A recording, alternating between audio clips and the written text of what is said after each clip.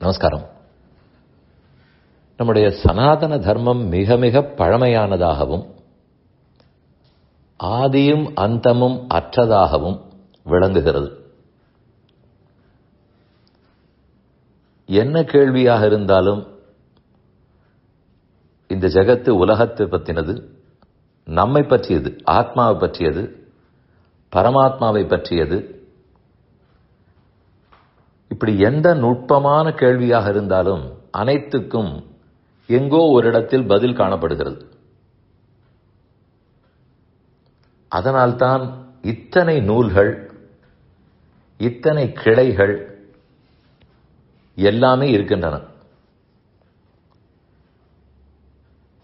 ஒரு படைப்புன்னு எடுத்துக்கொண்டால் எப்படி படைக்கிறார் என்பது அவ்வளவு நுட்பமாய், ரொம்ப டீடைல்டுன்னு சொல்லுகிறோமே, அதை போல் தான் விளக்கப்பட்டிருக்கும். அதேபோல் அழிவு, தன்னுள் அனைத்தையும் ஏற்றுக்கொள்கிறார்னு சொல்லும் போதும் அவ்வளவு விவரத்தோடு இருக்கும்.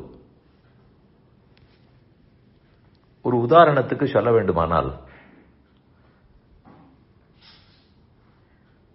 ரிஷி, முனி, சந்நியாசி,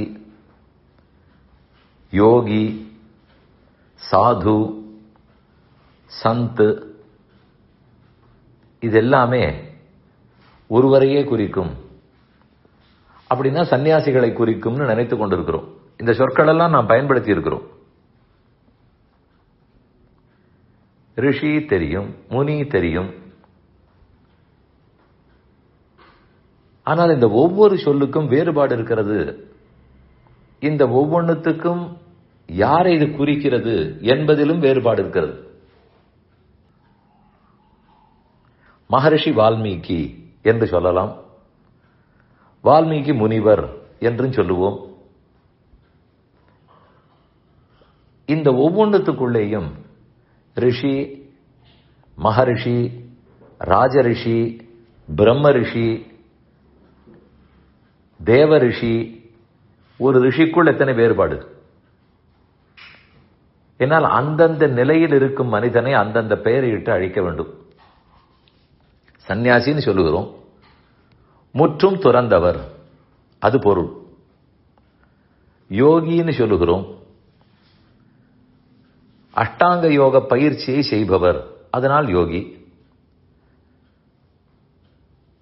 முற்றும் துறந்த சன்னியாசிகள் எல்லாரும் யோகியாக இருக்க வேணுங்கிற தேவையில்லை. அவர்கள் துறந்திருந்தாலே போதும். சாது, எல்லாரிடத்திலும் நன்மையே பார்ப்பவர், எல்லா ஜீவராசிகளிடத்திலும் அகிம்சையை கடைபிடிப்பவர், பரம பக்தர், அவரைத்தான் சாதுன்னு சொல்லுவோம். ரிஷின்னு சொன்னால் மந்திரங்களை எல்லாம் பார்த்து மனித உலகுக்கு கொடுத்தவர், மந்திர திரஷ்டான்னு சொல்லுவார்கள். முனிவர்னு சொன்னால் எப்போதும் மனனம் பண்ணி இறைவனை நினைத்துக் கொண்டே இருப்பவர், லோக க்ஷேமத்துக்காக நினைத்துக் கொண்டே இருப்பவர், அவர்தான் முனி. சந்நியாசி, முனி, ரிஷி, யோகி, சந்த், சாது, இப்படியே அடுக்கிக் கொண்டே போகலாம். ஒவ்வொன்றுக்குள்ளும் உட்பிரிவுகளும் சொல்லலாம். இப்படியே நினைத்து பாருங்கள். முக்காலம் உணர்ந்தவர் ஒரு வகையினர் இருந்திருக்கிறார்கள். கடந்த காலம், நிகழ்காலம், வருங்காலம் மூன்றும் அறியவர்கள். அவர்களுக்கு தெரியும் என்ன நடக்கும் என்று சொல்லக்கூடியவர்கள். சாபம் கொடுப்பதற்கும் வரம் கொடுப்பதற்கும் முடிந்தவர்கள். அது எல்லாராலும் முடியும்னு சொல்ல முடியாது.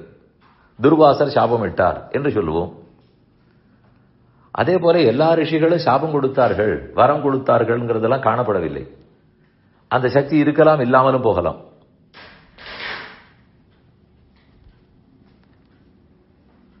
இந்த ஒவ்வொன்றுத்துக்குள்ளும் உட்பிரிவுகள் ஏன்? அது அவர்களுடைய இருந்த வேறுபாடு. இது இத்தனையும் சொல்லும் போது மேலோட்டமாக பார்த்தால் சட்டென்று தோணிவிடும். இத்தனை வேறுபாடுகள் எதற்கு? எல்லாரையும் சன்னியாசின்னு சொன்னால் என்ன, எல்லாரையும் யோகின்னு சொன்னால் என்ன? இதுதான் உடனடியாக நமக்கு தோன்றும். இது தேவையில்லாமல் வேறுபாட்டை கற்பித்து விட்டார்கள். எதுக்கு இத்தனை பிரிவுகள்? ஏன் நாம் படிக்கும் படிப்பில் அத்தனை பிரிவு இல்லையா? முன்னாலெல்லாம் எப்படி படித்தோம்? அறிவியல், அப்புறம் அது பிரிந்தது, பிசிக்ஸ், கெமிஸ்ட்ரி, பயாலஜி, ஜுவாலஜி. அப்புறம் இப்போது எடுத்து பார்த்தால் இன்னும் உட்பிரிவுகள். அதற்கு தனித்தனியாக under graduation, post graduation, doctorate, இத்தனை எல்லாம் அன்று உண்டா? அதற்கென்று அன்னைக்கு என்ன கெமிஸ்ட்ரி, பிசிக்ஸ் ரெண்டும் இல்லையா? இருந்தது. ஆனால் நாள்படத்தான் அதை பற்றி பிரித்து பிரித்து தகவல்கள் வெளிவரும். அதற்கு தகுந்தா போலே பேரிடுவார்கள். பயோடெக்னாலஜி எத்தனையோ நாளாக உண்டு, பயோ இன்ஜினியரிங் உண்டு. ஆனா அதற்கு தனித்தனி படிப்பு இருந்ததான்னு பார்த்தால் இப்பதான் இருக்கிறது. ஏன் மருத்துவத்தை எடுத்துக்கொள்வோம். 50-60 ஆண்டுகளுக்கு முன்னால் ஒரு ஜெனரல் பிராக்டிஷனர், நமக்குன்னு ஒரு ஃபேமிலி டாக்டர் இருப்பார். இத்தனை ஸ்பெஷலைசேஷன், ஸ்பெஷாலிட்டி, சூப்பர் ஸ்பெஷாலிட்டி இப்படியெல்லாம் அப்போது பார்க்கவில்லையே. அதற்கென்று என்ன காதும் மூக்கும் அன்றும் இருந்தது, இன்றும் இருக்கிறது. அதுதான் பிரித்து பிரித்து தகவல்கள் அதிகமாகும். அது முன்னேற்றத்துக்கு வழி. நன்கு தெரிந்து கொண்டிருக்கிறோம். அதே போலத்தான் இங்கேயும். அதைவிட இது இன்னும் நுட்பமானது. அதனால் அவரவர் ஞானத்தை பொறுத்து, ஆற்றலை பொறுத்து, மனநிலையை பொறுத்து ஒருத்தர் ரிஷி என்னும், முனி என்னும், யோகி என்னும், சந்த் என்றும், அவருக்குள்ளேயே பிரம்ம ரிஷி என்னும், ராஜரிஷி, தேவரிஷி என்னும், இப்படி இத்தனையும். இதை போல இந்த சனாதன தர்மத்தில் எந்த ஒரு தகவலை எடுத்துக்கொண்டாலும் title, subtitle, paragraph, sub paragraph அப்படித்தான் இருக்கும். நுட்பமாகத்தான் இருக்கும். அதனால் தான் இத்தனை நூல்கள், இத்தனை ஆச்சாரியர்கள், இத்தனை 1000 ஆண்டுகள். இந்த உண்மையை புரிந்து கொண்டு நாம் பெருமைப்பட வேண்டுமே தவிர இதேன் இவ்வளவு பிரிவு இருக்கிறது என்று நினைத்து கலங்கவும் கூடாது, என்று குற்றம் சாட்டவும் கூடாது. எங்குமே காலம் போக போக வளர்ச்சி வர வர அதிக தகவல்களும் நுட்பமான தகவல்களும் இருக்கத்தான் செய்யும்.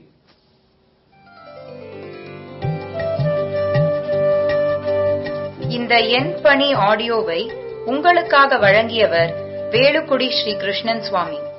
இந்த ஆடியோவை தினமும் உங்கள் மொபைலில் பெற கிஞ்சித் என் பணி KINCHITENPANI